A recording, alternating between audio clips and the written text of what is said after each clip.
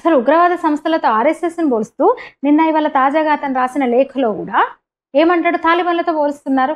ఎంత అన్యాయం చూడండి అసలు.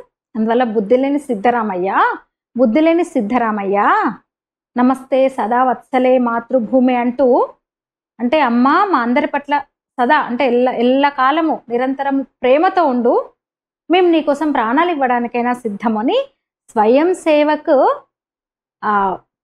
ప్రణామం చేస్తూ ప్రమాణం చేస్తాడు. భగవద్వజానికి ప్రణామం చేస్తూ ప్రమాణం చేస్తాడు, ప్రార్థన చేస్తాడు.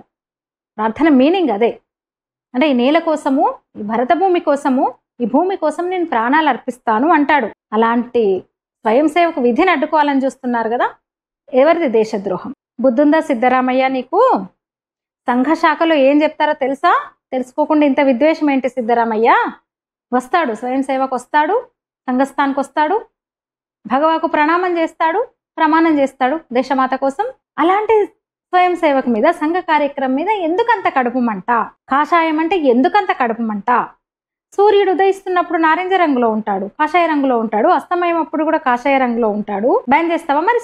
సూర్యాస్తమయాలను కూడా బ్యాన్ చేస్తావా సిద్ధరామయ్య? బుద్ధి లేని సిద్ధరామయ్య. ఈ భూమి కోసం ప్రాణాల్ని సైతం లెక్క చేయకుండా అన్ని విధాలుగా ఒక బాధ్యతగా వ్యవహరిస్తున్న స్వయం సేవకు మీద అంత కుట్ర ఎందుకు? అటువైపు తిరిగి పశ్చిమ దిక్కు తిరిగి ప్రార్థన చేస్తూ ఈ దేశం నా తల్లే కాదు అనుకునే వాడి పట్ల అంత ప్రేమ నీకు? ఈ నేల కోసం, ఈ నేల తల్లి కోసము, ఈ భరతమాత కోసము, ఈ దేశమాత కోసం ప్రాణాలైనా ఇస్తామని చెప్పి ప్రతిజ్ఞ చేసే స్వయం సేవకుడు అంటే అంత ఇదా నీకు?